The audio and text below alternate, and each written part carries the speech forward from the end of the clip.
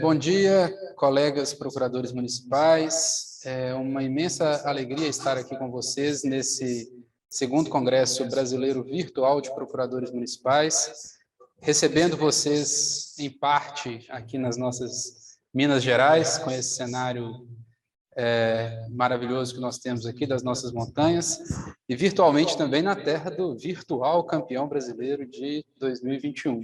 Virtual ainda por umas duas rodadas apenas. Mas, bom, deixa eu me apresentar. Meu nome é Henrique Carvalhais, eu sou procurador no município de Sete Lagoas desde 2008. A advocacia pública, eu falo que é um lugar onde eu me encontrei com várias realizações na vida. Uma realização pessoal de aprovação no concurso, de possibilidade de atuação dentro da administração pública, implementando princípios ali que a gente estuda na faculdade, que a gente gostaria de ver sendo colocados na prática. Também encontro com realizações pessoais, onde fiz grandes amigos, encontrei também a minha esposa. Então, a advocacia pública é para mim uma profissão de fé e uma coisa importantíssima na vida, não só profissional, mas também pessoal.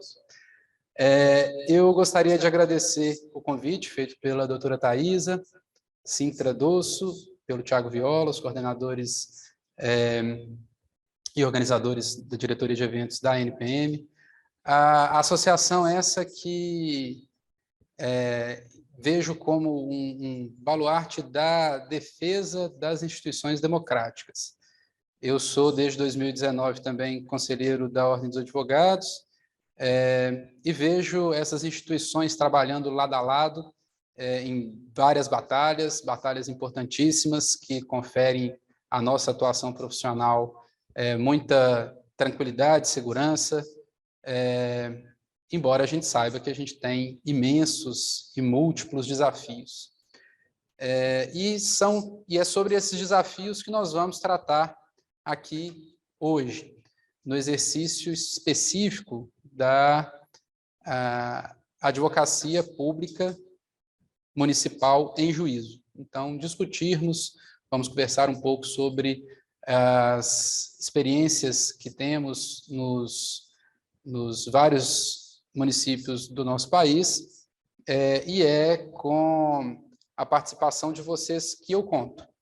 Esse congresso é um congresso que evoluiu para uma ampliação de transmissão de conhecimento, né, de palestras, de ensino, então de fomento a debates e aprendizado propriamente dito, mas ele surgiu muito mais como um congresso de discussão de ideias, de compartilhamento de experiências bem-sucedidas e da possibilidade desse compartilhamento multiplicar práticas adequadas nas procuradorias e no exercício da advocacia pública municipal. Então, essa é a nossa função aqui hoje, conversarmos, discutirmos, sabermos um pouco das experiências de cada colega. Então, eu vou pedir a vocês que mantenham, tanto quanto possível, as suas câmeras ligadas e peçam a palavra para poder manifestar e compartilhar conosco experiências e práticas que tenham em suas procuradorias. Então, aqui é muito mais uma conversa, nós vamos ter durante o evento várias palestras, mas aqui é muito mais uma conversa e uma construção de consensos do que propriamente uma palestra. Então, com muita alegria que falo com vocês aqui hoje. Bom, vou deixar, tá já aberto a possibilidade de manifestação. Gostaria de sugerir aqui, então, algumas linhas para essa discussão nossa se dar. Nós tivemos agora mesmo uma discussão uma nova linha temática do nosso Congresso de Procuradores Municipais, que foi conduzida pela doutora Sinara, sobre inovação. Então, não me imiscuindo, obviamente, na finalidade principal da atividade da discussão da inovação, mas eu acho que uma das questões que a gente pode começar discutindo é exatamente essa virtualização de processos, essa atuação em processos judiciais virtuais e a demanda e a necessidade instrumental ali da gente ter as procuradorias melhor instrumentalizadas. Tecnicamente, a gente não consegue ver vocês todos, eu não consigo ver vocês todos aqui do meu computador, mas assim que vocês tiverem a vontade de participar, levantem a mão, isso, para que o pessoal aqui da equipe técnica até já colocou no chat, para que vocês possam ser habilitados como palestrantes para a gente discutir e conversar. Então, uma das questões que me aflige no exercício da atividade de procurador é essa transmissão da responsabilidade pela virtualização dos processos à advocacia e à advocacia pública. Eu entendo que essa virtualização, quando se trata originariamente de processos físicos, ela é uma obrigação e uma responsabilidade do Poder Judiciário. Então, eu queria conversar com vocês, se vocês têm experiências nos seus municípios, de convênios realizados nesse sentido, se vocês já têm procuradorias que trabalhem já nessa transferência do físico para o digital e com redução de papel, com tramitação de documentos por via eletrônica e como que isso funciona nos municípios de vocês. Então, vou pedir para que vocês se habilitem aí para conversar conosco, levantando a mão e para que a técnica possa introduzi-los na sala.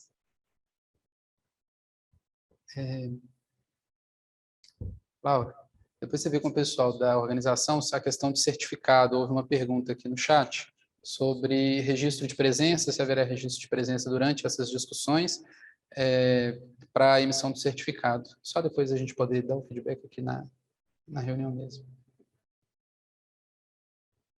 Segunda-feira já recebemos ali rapidamente. Segunda-feira já vai estar disponibilizado no site certificado, então é só entrar com login e senha e fazer a impressão do certificado em PDF. Mas vamos lá, gente. Aqui em Minas, né, compartilhando então a experiência que nós tivemos, existe regulamentação do Tribunal de Justiça com a possibilidade de virtualização dos processos de forma indistinta. Existe uma previsão de autorização do juiz para que a virtualização ocorra, mas até o momento eu não vi acontecer em lugar nenhum indeferimento desse tipo de pedido. Mas não existe, está bastante lento ainda, o movimento de virtualização pelo próprio tribunal dos processos. Então, a gente vê em processos de forma muito recorrente as posições daquele que litiga utilizando-se do tempo do processo como um dos objetivos do processo, né? A gente sabe que isso é um desvirtuamento do sistema judicial, essa utilização para postergar o cumprimento daquela discussão que está sendo feita ali, mas muitas vezes acontece. Então, com essa transferência da possibilidade de virtualização para a parte no processo, muitas vezes, quando é uma discussão que os riscos são muito grandes, a parte fica com aquele receio de fazer virtualização, né? Então, ele não virtualiza, a outra parte também não, e o processo entra para um limbo, porque ele também não tem andamento enquanto processo físico. No meu entendimento, eu acho que isso repito, uma obrigação do Poder Judiciário, e não uma possibilidade de exigência em face das partes no processo. Então, até trouxe para a gente discutir e mais para frente chegar numa redação um enunciado nesse sentido. Mas queria, repito, ouvir aí as experiências de vocês.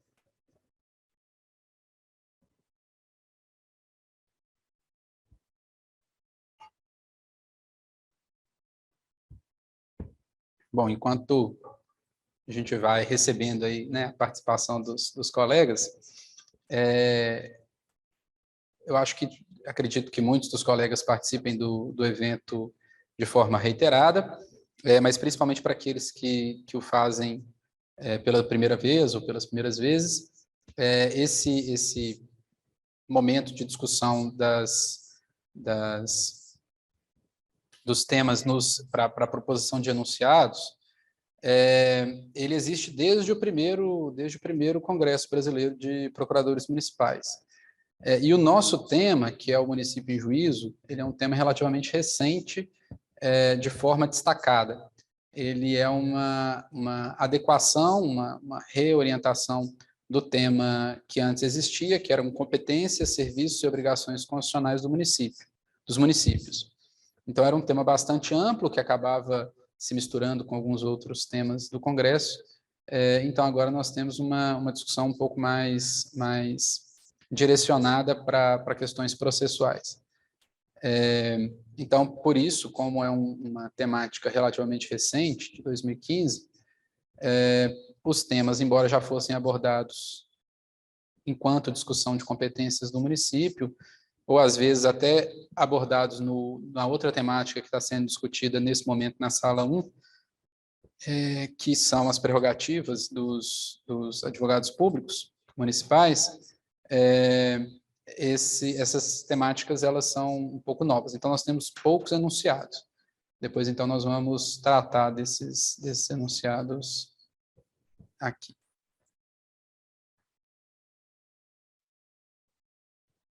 Eu vou compartilhar com vocês aqui a tela com as proposições iniciais dos enunciados que eu trouxe. Se mais para frente, é claro que nós vamos aprofundar a discussão, bom, sobre esse tema que eu estava abordando inicialmente, eu vou já trazer aqui para o chat.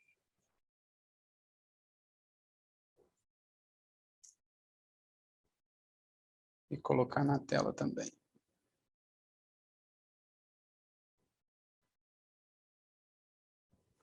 Só vou pegar ali uma referência.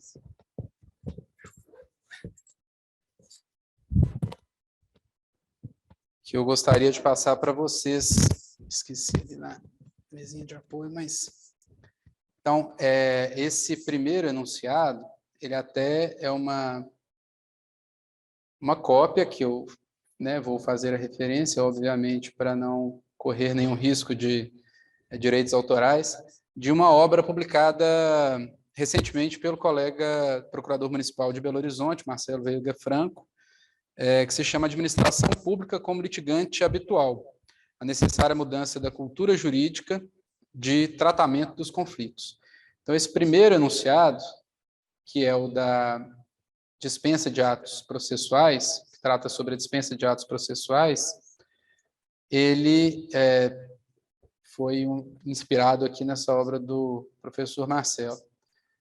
Tenho dificuldade de falar professor Marcelo, porque para mim é Marcelinho, da época de faculdade, que foi meu colega contemporâneo, colega de turma, e hoje procurador no município aqui de Belo Horizonte. Mas estamos abertos aí, gente, para trazer essa colaboração de vocês. É muito importante que a gente possa dialogar para a construção desses enunciados.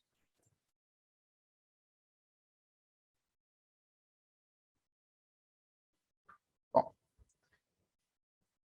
enquanto a gente vai recebendo aí as participações, vou falar um pouco mais sobre esse livro do professor Marcelo Veiga Franco, porque ele traz essa mudança necessária mesmo nos paradigmas de enfrentamento dos processos judiciais, principalmente reconhecendo o município como o que ele chama, através da pesquisa que ele fez de doutorado, de litigantes habituais. Então, esse entendimento de que, como a gente falava há mais tempo, alguns litigantes se aproveitam da morosidade do judiciário, da ineficiência do serviço de prestação jurisdicional para utilizar o processo como uma ferramenta de inefetividade de direitos, isso é uma situação que o poder público tem que enfrentar, sob pena de, a todo momento, se ver diante de bombas relógio de impossível ou muito difícil desarmamento. Hoje nós vivemos aí o governo federal tentando viabilizar algumas políticas públicas através da aprovação de uma PEC para postergar o pagamento das condenações judiciais. E a gente sabe que independente de entendermos que poderia haver uma solução através de outro meio que não propriamente a rolagem da dívida produzida em processo judicial, essa litigiosidade procrastinatória que os entes públicos costumam ter, ela simplesmente cria uma bomba relógio de difícil desarmamento. Ela é uma situação que gera um endividamento crescente e não controlável. Não só não controlado, não, é não controlável muitas vezes. Então, a gente viu um orçamento, qual é a viabilidade de um orçamento no qual, de um ano para o outro, uma rubrica aumenta de 20 bilhões para 80 bilhões? Qual a possibilidade de você também fazer um enfrentamento adequado dessas questões que são colocadas ao Poder Judiciário, sem que isso implique o aumento dessa demanda pelo pagamento de condenações? Eu fiz referência no início da minha fala à minha esposa, que também é procuradora municipal, e ela, no seu trabalho de mestrado, trabalhava e apontava 3 perspectivas da irresponsabilidade do Estado. Fazia análise da evolução do Instituto da Responsabilidade Civil, né, quando a gente tinha um Estado ainda que se entendia como irresponsável, para o Estado que passou a ser responsabilizado através da submissão à lei, à regra de direito. Depois, agora, mais recentemente, um Estado que se entende formalmente muito responsável, inclusive implementando na Constituição a responsabilidade objetiva do Estado por suas condutas e uma responsabilidade subjetiva, mas muito facilmente exigível hoje, com tantos instrumentos judiciais colocados à mão da população e dos atores institucionais, também na implementação de direitos. Então, uma responsabilidade que é subjetiva quanto à omissão, mas que é possível ser exigida judicialmente. Então, essa evolução doutrinária, jurisprudencial e de construção de instrumentos, ela se deu de forma muito sólida, mas, ao mesmo tempo, e em caminho contrário, a gente vê um Estado irresponsável do ponto de vista do não reconhecimento administrativo de sua própria responsabilidade civil, muitas vezes posterga a solução das questões até que seja inevitável ao requerente a opção pela via judicial. Um Estado que se vê também irresponsável quando, no momento final da decisão, que reconhece a sua obrigação de indenizar, a sua obrigação de executar uma política pública, não o faz e cria ali um precatório, que é, como dissemos, rolado, rolado e rolado.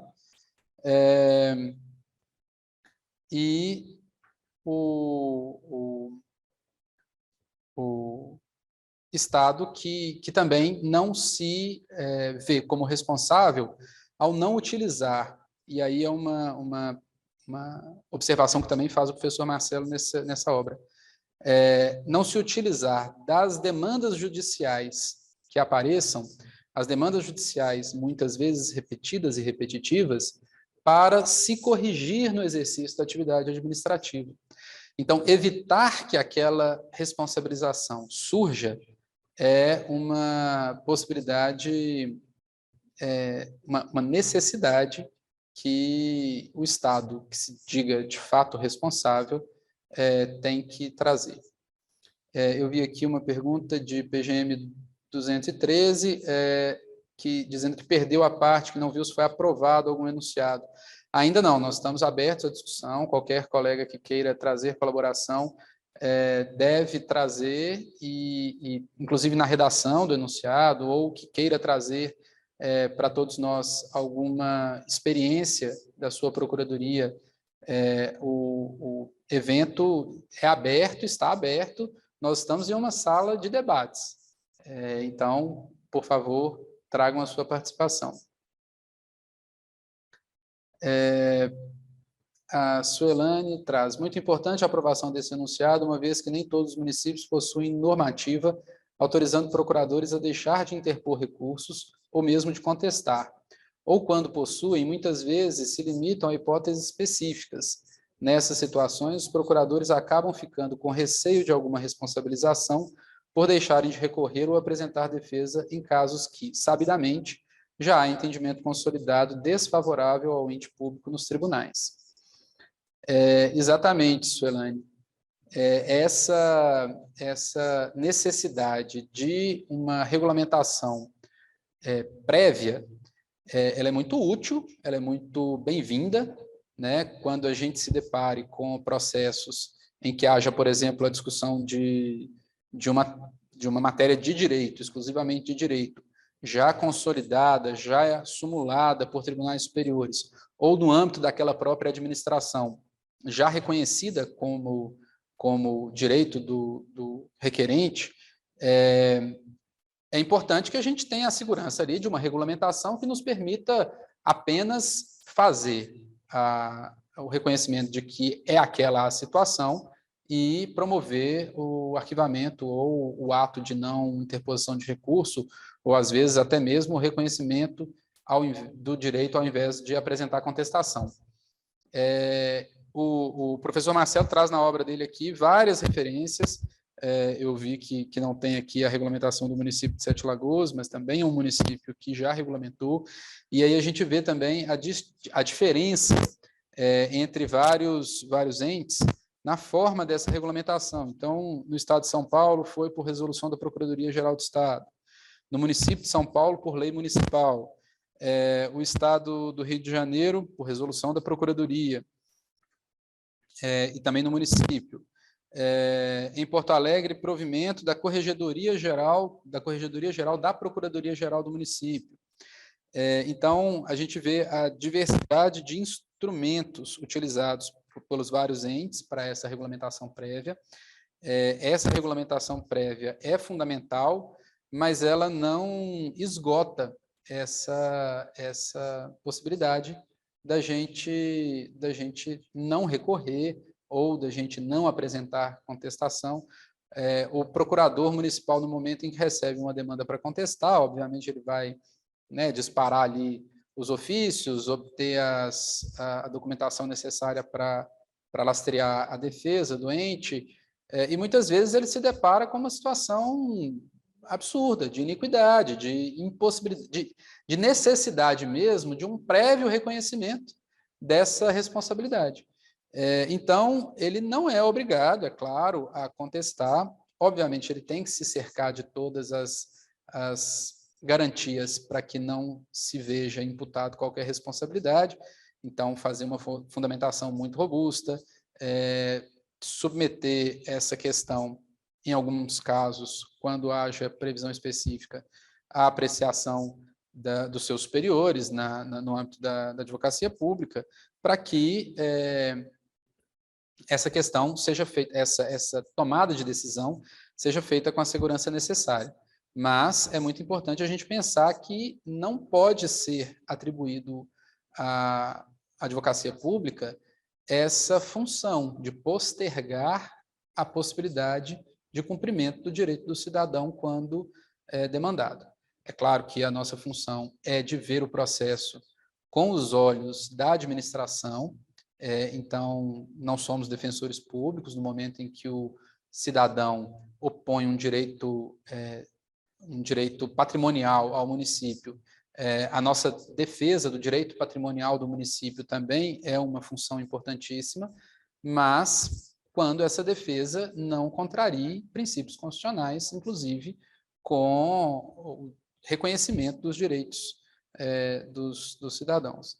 Então, é sempre uma função muito importante da gente ter.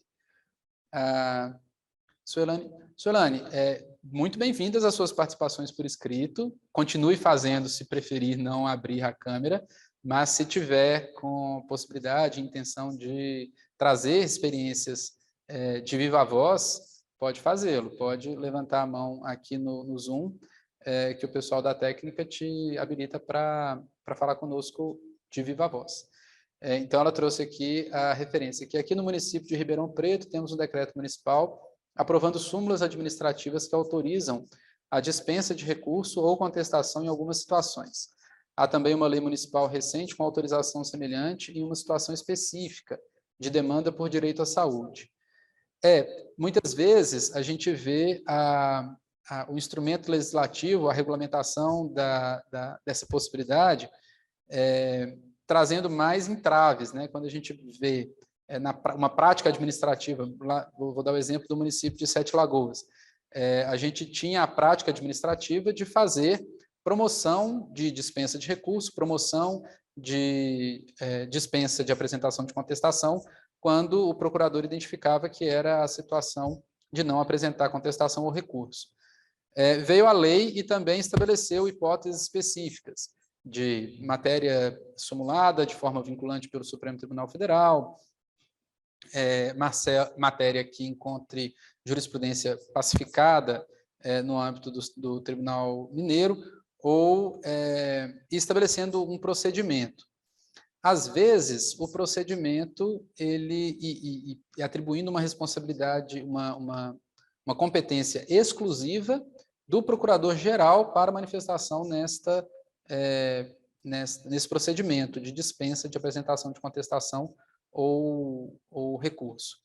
Então, a gente tem um aumento de uma certa burocratização, mas eu acho que também que traz, em certa medida, uma segurança maior para os procuradores. Então, é muito importante aí a gente ter essa segurança para não atuar e depois ver que né, pode ter responsabilização ali em âmbito administrativo, em âmbito disciplinar. Bom, eu vou trazer aqui algumas sugestões de práticas da administração pública e essa mudança na cultura de prevenção, gestão e solução adequada de conflitos, daqui do livro do professor Marcelo. Então, eu vou me permitir ler para vocês, é só a introdução de um capítulo, é muito breve, mas são alguns apontamentos que podem suscitar discussão e vocês, repito, estejam à vontade para trazer colaborações específicas no âmbito do município de vocês. A mudança no modelo de tratamento de conflitos proposta nesse livro requer uma transformação da própria cultura jurídica enraizada no âmbito da administração pública brasileira. Para tanto, propõe-se o emprego de métodos de prevenção da judicialização desnecessária de disputas, de gestão racional e estratégica de processos judiciais e de solução adequada de controvérsias, envolvendo uma série de atividades e de medidas conforme exemplos abaixo. O aperfeiçoamento e fortalecimento de atividade consultiva jurídica dos órgãos da administração pública, a fim de expandir o controle preventivo da legalidade dos atos e processos administrativos, e, por conseguinte, inibir a prática de ilícitos pelo poder público que possuam o condão de violar direitos dos cidadãos e gerar ações judiciais com altíssima probabilidade de sucumbência. Então, a gente trata aqui, o tema é a advocacia municipal em juízo, mas a gente tem que pensar mesmo que a advocacia municipal só é exigida em juízo porque em algum momento houve a discussão, vai haver a discussão sobre a adequação ou não da sua prática anterior. Então, se ela é uma advocacia, uma administração pública que é deferente às orientações dos órgãos consultivos e tem órgãos consultivos estruturados, ela é uma administração pública que tende a criar situações litigiosas em muito menor volume do que uma administração pública que não tenha uma procuradoria estruturada para o exercício dessa função consultiva. B. A expansão da possibilidade de edição de pareceres jurídicos e de enunciados de súmulas administrativas capazes de consolidar determinado entendimento jurídico na esfera administrativa e, com isso, propiciar uma adequada orientação jurídica dos agentes públicos de modo a assegurar coerência e uniformidade na atividade administrativa. É uma decorrência daquilo que falávamos. C. O estabelecimento de uma prática administrativa que reconheça a necessidade de observância de precedentes judiciais vinculantes, como expressão dos princípios constitucionais da legalidade, juridicidade administrativa, da moralidade, da impessoalidade, da eficiência, da boa-fé, da segurança jurídica e da proteção da confiança legítima, sem que isso implique engessamento da atividade administrativa ou restrição desproporcional à autonomia técnica dos procuradores públicos. Essa deferência aos precedentes vinculantes é uma questão que o processo civil atual brasileiro traz de forma muito marcada, e é uma questão que temos mesmo que estar muito atentos. A gente caminha a passos largos para uma diminuição da diferença dos sistemas de civil law para os sistemas de precedentes. Então, hoje, os precedentes, a gente vê até na prática da advocacia um fetiche pela jurisprudência. A gente tem que tomar cuidado também por prezar pela construção técnica adequada dos fundamentos daquelas manifestações nossas, não apenas ficar nos remetendo a decisões anteriores, até porque nós vamos ver aqui no próximo tópico, a interpretação e a aplicação de precedente, ela tem parâmetros, ela tem parâmetros muito específicos e que precisam ser observados no momento da evocação do precedente. Então, letra D, a regulamentação da dispensa de prática de atos processuais e da desistência de atos processuais já praticados, em face de decisões judiciais proferidas, em conformidade com orientações jurisprudenciais assentadas na seara judicial ou administrativa, resguardadas as hipóteses de alegação de distinguishing, overruling e overding, ou suscitação de questões específicas de direito processual ou material.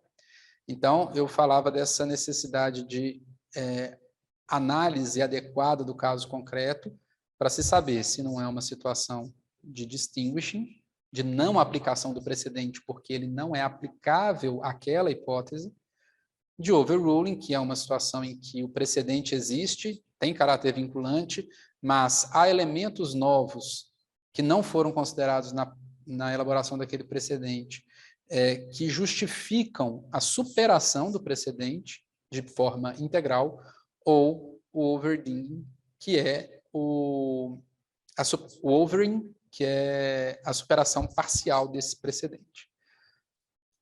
A autorização para reconhecimento de procedência de pretensão ou de posição jurídica de particular quando a administração pública motivadamente verifica que não tem razão ou que o cidadão está em situação apta a legitimar a imediata tutela jurídica estatal ou cumprimento espontâneo do direito ou da obrigação pelo poder público. Aqui vai uma carga de valoração da discussão posta. Expressão useira e viseira de que o advogado é o primeiro juiz da causa. A advocacia é também a primeira juíza da administração pública. Ladeada com outros órgãos de controle interno, esta é uma função importante da advocacia pública que a gente não pode desprezar de forma alguma. F.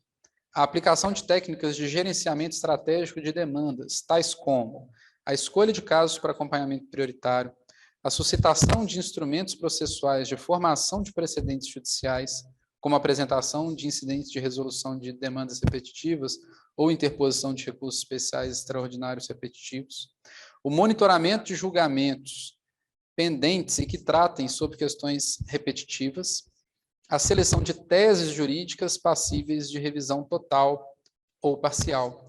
Então, aqui nós temos a necessidade dessa visão diferente para a gestão do processo. Nós não podemos pensar hoje mais, principalmente em procuradorias que têm um volume de demandas como qualquer órgão público hoje em dia tem, em tratar os processos como tratar o acervo processual como simplesmente a reunião de vários processos unitários. Nós temos que ter uma visão sistêmica desses processos, nós temos que saber o que gera o maior volume de processos, qual é a possibilidade da gente fazer um enfrentamento que vá solucionar de forma adequada num grande número de processos. Essa visão estratégica é muito importante. Quando a gente vê na advocacia pública um precedente sendo discutido e em vias de formar, na advocacia pública, eu digo por conta do Congresso em que estamos, né? Mas quando a gente vê na advocacia o Supremo Tribunal em vias de decidir de forma vinculante uma questão ou em caráter repetitivo, uma questão que a nós é cara, é muito angustiante a gente não participar daquele processo, né? Então, esses instrumentos de um incidente de demandas repetitivas, eles são importantes instrumentos para que a gente possa fazer, de fato, essa gestão estratégica. E, nessas hipóteses, existe a possibilidade de participação dos nossos entes municipais como amicus curiae. Então, o manejo desses instrumentos e essa possibilidade de participação como amigos em demandas que vão solucionar coletivamente várias lides, isso é muito importante e muito relevante. G, a adoção de métodos de solução consensual de conflitos a fim de celebrar acordos em processos judiciais em conformidade com as hipóteses, os limites e as possibilidades previstos em legislação específica, mas assegurando uma maior autonomia técnica aos procuradores públicos para a realização de composição ou transações nos casos concretos. Isso já foi, inclusive, objeto de enunciado recente de congressos da ANPM. H, a criação de instâncias administrativas de autocomposição de controvérsias tais como as câmaras de conciliação e de mediação, a fim de promover a solução consensual de disputas na esfera administrativa e extrajudicial, caso assim se mostre mais adequado diante das especificidades do caso concreto. E a admissão de arbitragem como meio adequado para dirimir conflitos relativos a direitos patrimoniais de titularidade do poder público, quando as peculiaridades do caso concreto exigirem o emprego de um método privado de natureza heterocompositiva. Então, a arbitragem, enquanto um dos métodos não convencionais ou um dos métodos mais adequados para dirimir conflitos, ela tem que ser vista ainda com essa reserva. Se existir a possibilidade de uma autocomposição, ela não será o método mais indicado. E a última das mudanças de perspectiva referidas pelo professor Marcelo é a utilização de mecanismos extrajudiciais de cobrança da dívida ativa, assim como ferramentas consensuais para o recebimento de créditos públicos, tributários ou não tributários. Então, a gente vê que esses apontamentos, eles trazem mesmo em si não apenas sugestões de ordem prática, mas muito mais, e claro que também sugestões de ordem prática, mas muito mais uma visão, uma alteração de visão da função das procuradorias.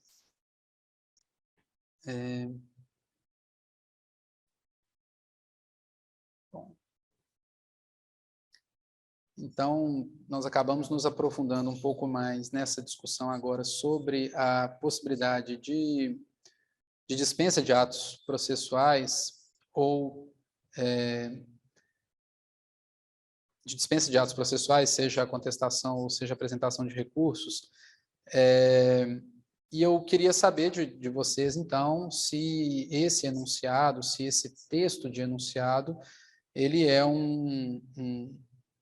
uma solução que para vocês é interessante.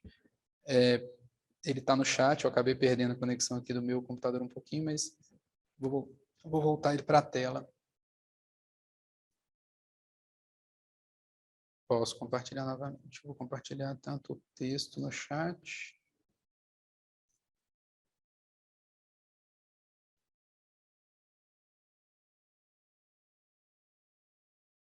quanto aqui na tela por enquanto.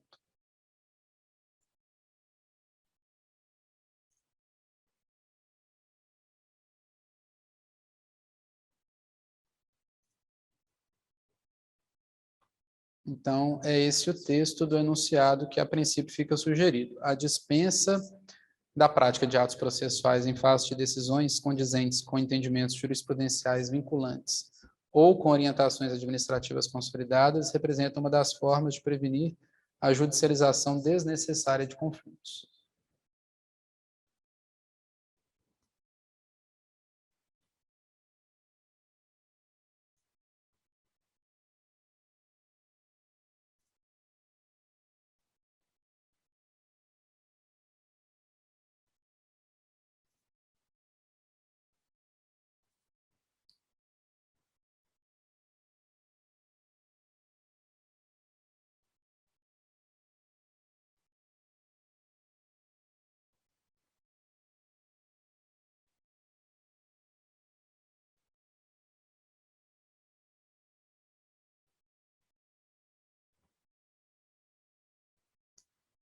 Bom, eu queria, gente, novamente chamar os colegas à participação. Qualquer colega que queira trazer uma colaboração, tanto no chat quanto no vídeo, será muito bem-vindo.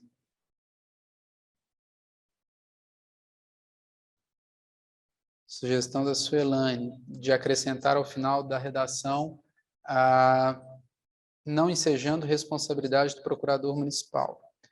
Eu vou aqui já fazer o acréscimo, e aí, à medida que a gente for conversando, se eventualmente houver algum dissenso, a gente vai fazendo a adequação.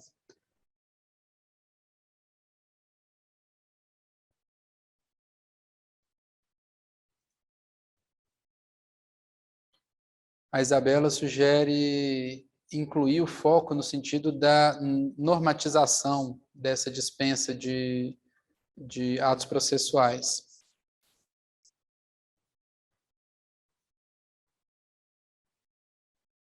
Eu acho que é relevante. E vamos trabalhar aqui uma forma de redação que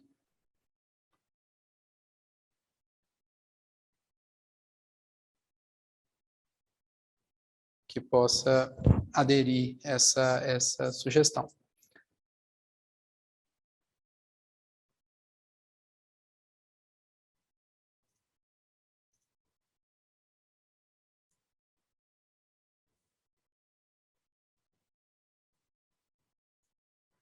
Quando a gente fala sobre a dispensa de prática de ato processual já regulamentada, eu acho que essa não responsabilidade do procurador municipal, ela acaba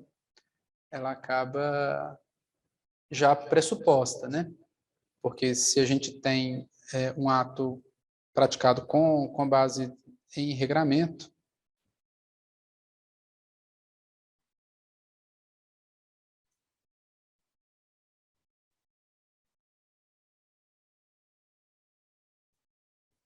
então vamos ver aqui, quer ver? A dispensa da prática dos atos processuais, né?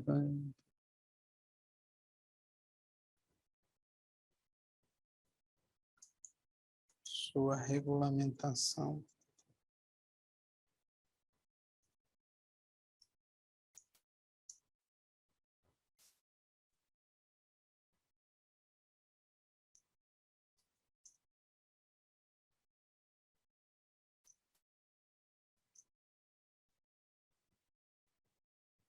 Eu pensei em colocar é porque eu fiquei com receio da gente colocar no enunciado a necessidade da regulamentação sob pena de engessarmos a atuação dos colegas, porque eu acho que quando, quando se tem a fundamentação, a autorização das instâncias superiores no âmbito da advocacia pública, mesmo sem uma regulamentação expressa, eu acredito que é possível. Inclusive, em muitas práticas administrativas, a gente vê assim acontecendo. Então, sua regulamentação no âmbito dos municípios é bem-vinda, mas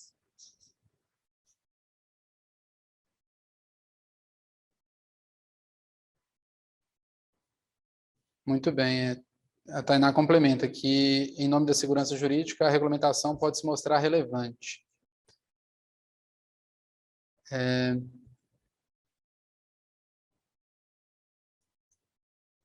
Conflitos em que pese a relevância para conferir segurança jurídica, que pese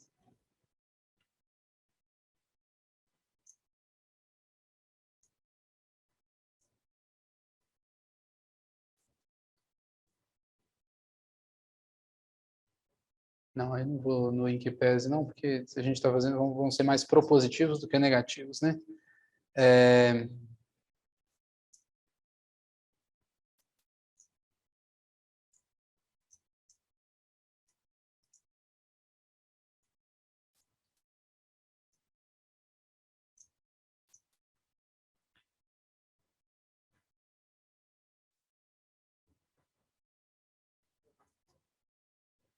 Sua regulamentação é relevante para conferir segurança jurídica ao...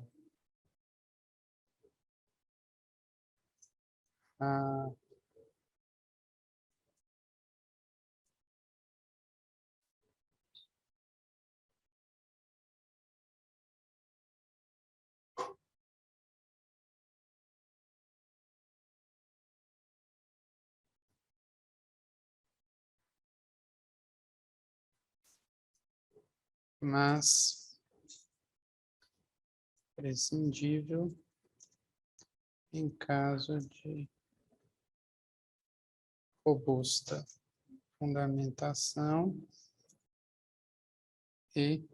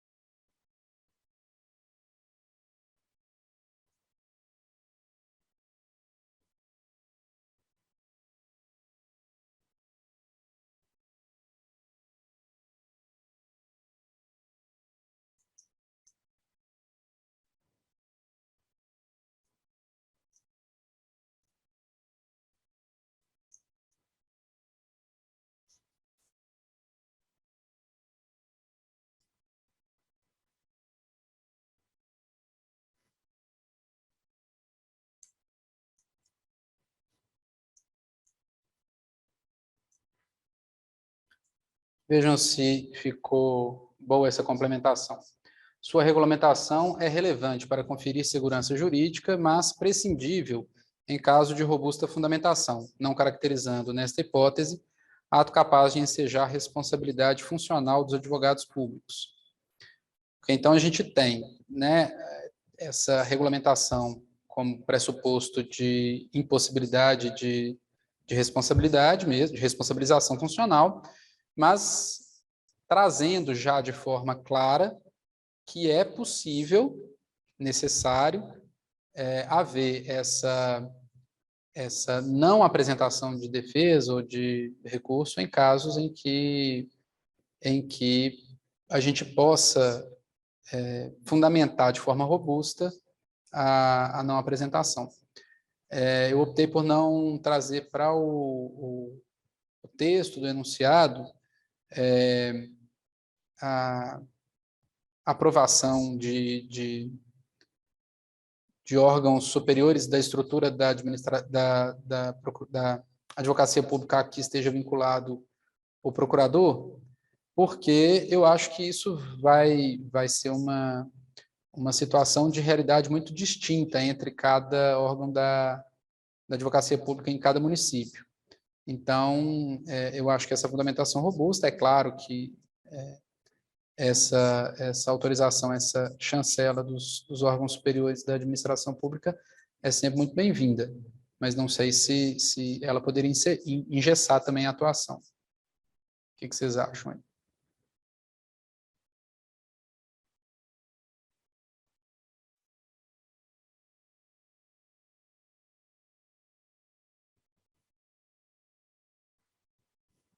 Bom, então vamos deixar por enquanto essa redação para o primeiro enunciado.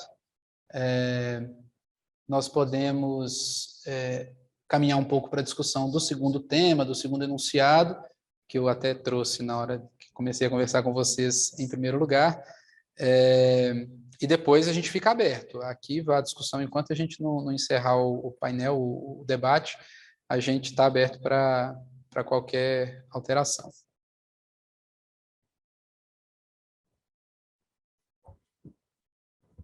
Então, como eu dizia no início, pessoal, esses enunciados construídos nos encontros, nos congressos de procuradores municipais da NPM, a formação de um consenso mínimo entre os órgãos da administração, os órgãos da advocacia pública municipal. E reflete também, então ele traz aí, em certa medida, ele pode ser uma fonte interessante para o direito. Eu lembro de um congresso em que discutíamos no Rio de Janeiro, nunca foi a minha área na atuação na Procuradoria do município, a área trabalhista, mas quando veio a súmula do TST, que especificava as hipóteses de responsabilidade do município, eu vi vários colegas saindo do congresso bastante apaziguados com aquela súmula, que disse muito, mas esclareceu pouco. Então, no congresso a gente viu ali alguns colegas falando assim, não, agora eu consegui compreender a súmula, ou alguns outros dizendo, não, eu fiquei feliz de saber que todos estavam com dificuldade de compreensão da súmula e pudemos trazer ali uma consolidação do entendimento. Então, muitas vezes, esses enunciados acabam ficando um pouco datados também. Então, esse segundo enunciado que eu trouxe aqui, sobre a virtualização de processos judiciais, ele vai ter talvez essa marca de um enunciado que está sendo proposto e que eventualmente vai ser aprovado através de nossa discussão, com um propósito muito temporário, mas eu acho que é válido a gente trazer essa discussão, porque esse movimento de virtualização dos processos é inevitável. No momento em que a gente viu a pandemia transformando o teletrabalho em uma realidade muito, muito comum, e eu acho que impossível de retornar à forma anterior. E a gente vê também, ao mesmo tempo, o judiciário esquecendo praticamente os processos que não foram virtualizados, aqueles processos físicos passam a ter um tratamento muito, muito irrelevante do ponto de vista do andamento das decisões, da produção de provas, da realização de audiências, etc. E quando a gente vê, muitas vezes, também o Poder Judiciário tentando transferir para a advocacia, e no nosso caso para a advocacia pública, a responsabilidade pela virtualização desses processos.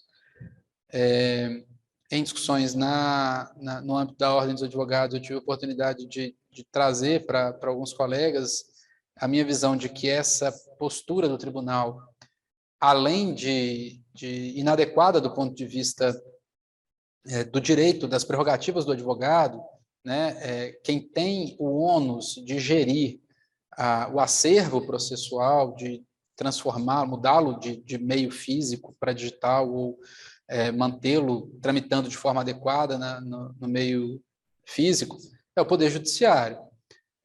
A gente sabe que a realidade da advocacia e das advocacias públicas é muito distinta em vários lugares, e também foi aqui em Minas Gerais um grande, imenso tiro no pé, porque o tribunal permitiu e incentivou a virtualização dos processos pelos advogados de forma indistinta, fez um manualzinho de como se deveria fazer a virtualização dos processos, mas um manualzinho que não era necessariamente observado, e a gente via processos de 70, 80 páginas sendo transformados em processos que ocupavam 90, 100 megabytes no sistema do Tribunal de Justiça. Então, isso inviabilizou. Quando a gente via, por outro lado, né, processos virtualizados no âmbito do próprio Poder Judiciário, com máquinas adequadas, com instrumentos adequados, a gente via ali, né, muito corriqueiro, processos da Justiça Federal, ou então processos que estavam já em tramitação na STJ quando virtualizados, de 3, 4, 5 volumes digitalizados em 8, 9 megabytes. Então, os sistemas ficaram absurdamente sobrecarregados. Isso gerou aqui em Minas, em vários momentos, apagões do Poder Judiciário. O PJE ficava absolutamente inacessível durante dias e dias e dias. Eu já tive manifestação e muitas vezes não havia ato do Poder Judiciário reconhecendo essa suspensão por todo o período. Então, eu já tive manifestação processual que foi acompanhada de 15, 20 certidões de indisponibilidade do sistema para comprovar a tempestividade daquela manifestação. Muitas vezes é óbvio que para a gente é mais simples fazer a manifestação, mesmo que o sistema esteja indisponível, e esperar ali 10, 11 horas da noite para fazer o protocolo, mas em alguns momentos a gente tinha a ausência de disponibilidade do sistema durante longos períodos, e durante todo o dia havia a indisponibilidade para download dos processos integrais. Então, se a gente tinha uma manifestação complexa para fazer, e um processo grande, em um processo de muito volume de dados e de páginas, era impossível baixá-lo integralmente ou acessá-lo para uma adequada análise para que se pudesse fazer aquela manifestação. Então, eu já tive prazo de 5 dias que teve que ser cumprido em 20, porque durante 15 dias o sistema ficou totalmente inviabilizado. A Suelane nos traz uma ponderação aqui. A falta de isonomia entre a condução dos processos físicos e eletrônicos é algo bem problemático e que ficou bastante evidenciado a partir da pandemia. As preferências legais, por exemplo, não estão sendo respeitadas. De fato, Suelane, em Minas a gente teve a regulamentação quanto à virtualização pelo próprio Poder Judiciário, respeitando algumas situações de prioridade, e no âmbito da advocacia pública, reconhecendo prioridade até que não tem previsão propriamente em lei, mas das quais eu não discordei, porque, assim, por exemplo, ações civis públicas, ações voltadas a controle da licitude da atuação administrativa, ações coletivas, ações que dessa forma, então, acho que estabelecidas preferências de forma adequada, mas o pressuposto do Estado de Direito é que quem antes escolhe as preferências é o legislativo, né? Então, de fato, as preferências legais elas têm que ser observadas de forma mais destacada. Então, a gente vê processos com pessoas idosas, às vezes idosos de mais de 80, que hoje são prioritários aos prioritários, que estão, de fato, relegados. E muitas vezes a gente sabe que essas pessoas estão buscando um direito que foi procrastinado pelo Poder Judiciário, pela administração, o que necessitou buscar o Poder Judiciário, veio sendo procrastinado no exercício da jurisdição, e agora um processo físico que está esquecido, às vezes, em uma prateleira e dificilmente vai ter a sua tramitação adequada.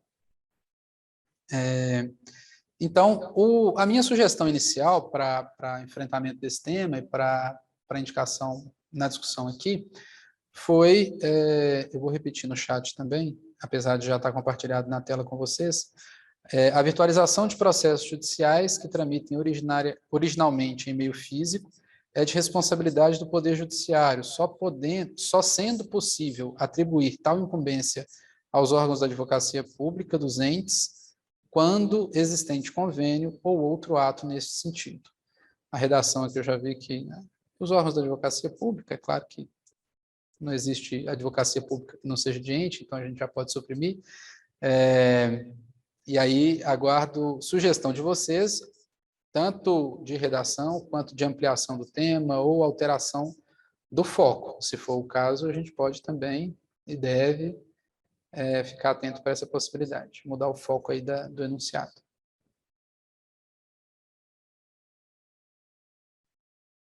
Olha, mais cedo eu acompanhei uma parte da discussão na sala de antirracismo, inclusive quero parabenizar a NPM pela criação dessa área de interesse, criação do prêmio Esperança Garcia. Eu acho que a gente tem que entender que associações são para a busca de interesses corporativos, e a NPM trabalha muito incessantemente na defesa dos nossos interesses corporativos, mas associações são também para a defesa de valores.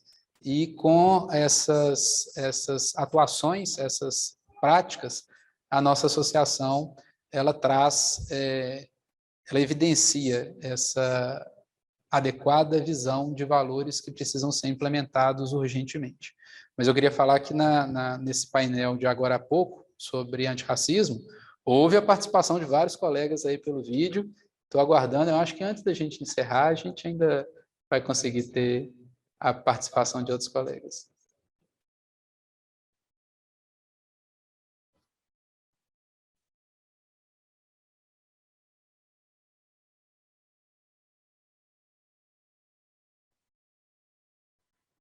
Bom, o Felipe trouxe lá no quadro de... Daqui a pouco, Felipe, eu volto para a sua sugestão, que está aqui no quadro de questões e perguntas. A Suelane trouxe uma sugestão de redação nesse que nós estamos discutindo agora. Apenas uma sugestão de redação, talvez seja interessante colocar uma vírgula no conteúdo. Claro, nós fizemos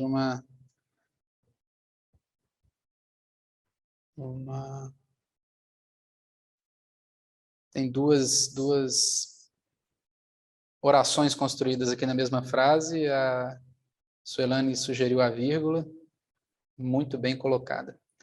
A virtualização dos processos judiciais que tramitem originariamente em meio físico é de responsabilidade do Poder Judiciário, só sendo possível atribuir tal incumbência aos órgãos da advocacia pública quando existente convênio ou outro ato neste sentido.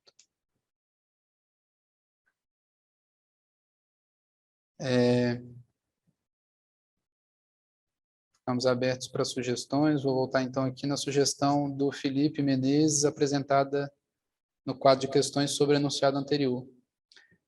Boa tarde, que tal fazer breve referência à atividade típica de controle de juridicidade da advocacia pública, quando se fala nas orientações administrativas consolidadas? Vamos voltar ali e ver.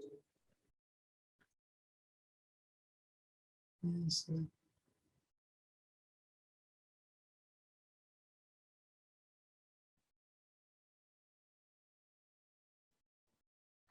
Sim, eu acho que é importante, Felipe, essa identificação de que essa orientação administrativa consolidada, claro, pressupõe, no âmbito desse enunciado, a participação, na verdade, a titularidade, né, dessa formação da orientação administrativa. O órgão da administração, da advocacia pública é que formula essa orientação administrativa através dos seus órgãos consultivos. Eu não consegui pensar aqui uma forma de incluir essa referência à atividade da advocacia pública sem tornar o enunciado muito extenso. Mas aí, se tiver alguma sugestão, pode nos mandar aqui no... Claro, reforçar que se trata da carreira. Claro, se tiver uma sugestão de redação que faça esse acréscimo, manda para a gente, que a gente avalia e acrescenta aqui. Porque aqui nós estamos trazendo, então, né, os pressupostos dessa dispensa do ato seriam dois. Um, que é exógeno à administração, exógeno à advocacia pública, que são os precedentes vinculantes, e outro endógeno, né, que é uma orientação administrativa consolidada, portanto, que tem origem aí nessa função nossa mesmo da carreira. Eu acho que talvez seja mesmo importante pontuar essa referência. Bom, está aberto a discussão, então, o enunciado o segundo enunciado. Nós tivemos aí a doutora Juliana Souto, ex-presidente da Promoc, Associação dos Procuradores de Montes Claros, doutora Cíntia, minha colega da Procuradoria de Sete Lagoas, manifestando de acordo com a redação. Bom, Felipe, eu acho que eu estava com receio da frase ficar excessivamente grande, mas eu vi aqui no quadro de perguntas uma sugestão sua de colocar utilizar o parêntese explicativo aí no enunciado. Acho que soluciona essa minha dificuldade. Então, vamos lá. Vamos trazer essa sugestão de acréscimo aqui e ver se contempla e se fica claro o entendimento também de que a gente está tratando da função típica da advocacia pública. A dispensa da prática de atos processuais em face de decisões condizentes com entendimentos jurisprudenciais vinculantes ou com orientações administrativas consolidadas, função típica de controle de juridicidade da advocacia pública. Eu acho que é importante a gente trazer isso da advocacia pública para deixar claro esse entendimento de que essa segunda hipótese é uma hipótese interna à administração da PGM. Função típica de controle de juridicidade da advocacia pública representa uma das formas de prevenir a judicialização desnecessária de conflitos. Sua regulamentação é relevante para conferir segurança jurídica, mas prescindível em caso de robusta fundamentação, não caracterizando, nesta hipótese, ato capaz de ensejar a responsabilidade funcional dos advogados públicos. Felipe, dê um retorno aí para a gente se acha que essa redação com acréscimo contemplou a sua dificuldade. Cadê o de acordo aqui? Bom, pessoal, eu acho que em relação aos enunciados, nós estamos já em algum consenso construído. Eu queria voltar aqui, então, a essa sugestão de que, tanto quanto possível, no exercício da nossa atividade de advogados públicos, ou muitos dos colegas que têm também o exercício de atividade de professor, de doutrinador, a gente possa lembrar desses nossos encontros, dessas nossas discussões e do material que é produzido através desses congressos. A citação, a referência a esses precedentes sumulados em nossos congressos, ela é muito interessante e traz uma reverberação institucional muito relevante para a NPM. Então, no momento em que uma pessoa se debruça sobre uma discussão doutrinária e o reforço da tese do doutrinador é trazido com embasamento numa discussão aqui dos nossos congressos, quando um dos nossos argumentos postos em manifestações processuais se dá com reforço dos enunciados trazidos nos nossos encontros. Isso traz maior relevância institucional para a nossa carreira.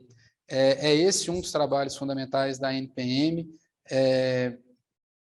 que eu gostaria de enaltecer, agradecer, parabenizar todos os diretores, colegas que atuam incansavelmente na defesa das nossas prerrogativas e da nossa atuação.